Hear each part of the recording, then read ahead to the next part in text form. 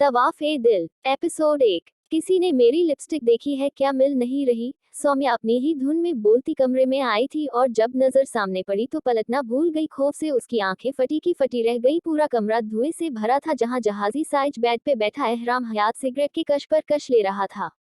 सोमिया को अपनी सांसें बंद होती महसूस हो रही थी जबकि एहराम बिना किसी परवाह के कश लिए जा रहा था। बिखरे बाल, सिगरेट पीने की वजह से स्याह होंठ, स्क्रैच पड़े शर्ट, मतलब उसका हुलिया ही नहीं बल्कि पूरे का पूरा एहराम ही बिखरा पड़ा था। दरवाजा खुलने की आवाज पर कहर भरी नजरें ऊपर उठाकर देखा था। जबड़े भी भींचे हुए थे। सोमिया को तो एक बारी ऐसा लगा कि उसकी खून छलकाती काली आंखें उसे कच्चा चबा जाएंगी।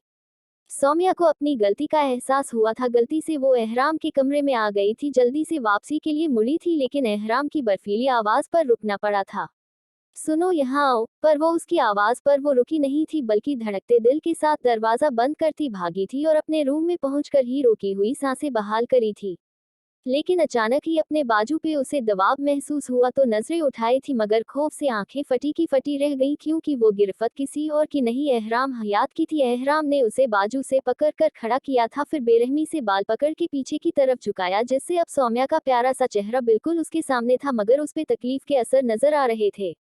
तुम्हारी जुर्रत कैसे हुई एहराम हयात की नफी इनकार करने की। खूंखार लहजे में बोलता उसके रहे सहे वसान खता कर गया था। वो अब उसकी गिरफ्त में बीन पानी की मछली की तरह फरफरा रही थी। दर्दश की सूरत गालों पर फैलने लगे थे। जवाब दो मुझे, उसके बहते आंसू देखते एहराम हयात के गुस्से का पारा ऊपर चढ़ा था। मैं गलती से उस कमरे में गई थी, वो रोती हुई बोली। वो उस कमरा नहीं था, वो एहराम हयात का कमरा था। और तुम कौन हो? एहराम हयात की बोलो, वो पूछ नहीं दहाड़ रहा था। एहराम प्लीज, डर लग रहा है। वो एहराम के सवाल को अनसुना करती बातें बदल गई थी। डर? हाँ हाँ हाँ हाँ हाँ, वो एकदम से हंसता चला गया था। हैरत है सोम्या बेगम, आपको अपने शौहर से डर लगता है मगर किसी गैर महरम से तो आपको कभी डर नहीं लगा। फिर मैं तो आपका महरम हूँ तो डरना कैसा? वो तंज करने से भी बाज न आया था।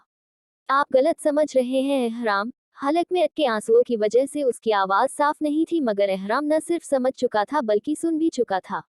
मैं बिल्कुल ठीक समझ रहा हूँ मिसेस सौम्या एहराम। उसने सौम्या को झटका देकर पास किया, इतना कि उसकी सांसें सौम्या के गालों को झुलसाने लगी थीं। प्लीज, सौम्या ने मजाहमत रजिस्ट की, तभी उसकी मजाहमत रजिस्ट उसकी जान पर बन आए। एहराम ने उसकी कमर की गिर्द हाथ डालकर वो फैसला भी खत्म कर दिया। सौम्या का चेहरा लाल हुआ था। उसका चेहरा देखकर एहराम एक बार फिर तंजिया मुस्कुराया। ये ग्रीस, ये हया आलूद हुस्न अगर घर महरमों की मौजूदगी में होती तो आज मुझे तुम्हारे इस ग्रीस पर प्यार आता, लेकिन इस वक्त मुझे तुमसे शदीद नफरत महसूस हो रही है। अगर मैं ये भी भूल जाऊं कि तुम शाहनूर की बहन हो फिर भी मैं तुम्हारी वो घटिया हरकतें नहीं भुला सकता चाह कर भी। कहते ही सौम्या को झटके से छोड़ा था जिससे वो गिरी थी। एहराम हयात की नफरत सौम्या एहराम को अजियत की गहरी खाई में धकेला था।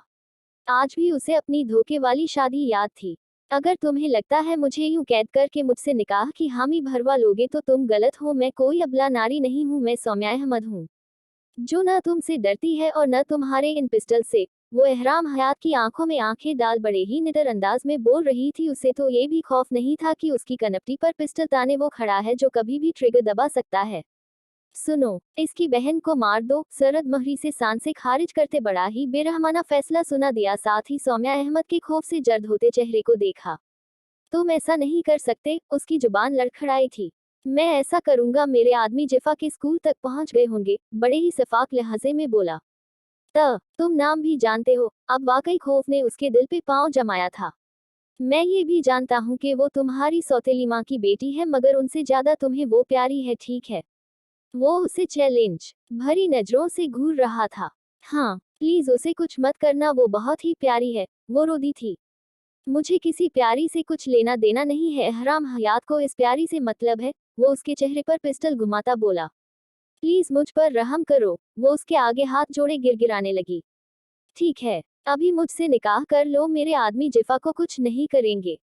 मैं ऐसा नहीं कर सकती, वो चिल्लाई। हाँ, आवाज नीची, मुझे ऊंची आवाज में बोलने वाली औरतें नहीं पसंद। एहराज दबा दबा गुर्राया था। इतना तो जान लो, तुम्हें एहराम की कैद से रिहाई नहीं मिल सकती। निकाह न करने की सूरत में 3 बड़े नुकसान तुम उठाओगी।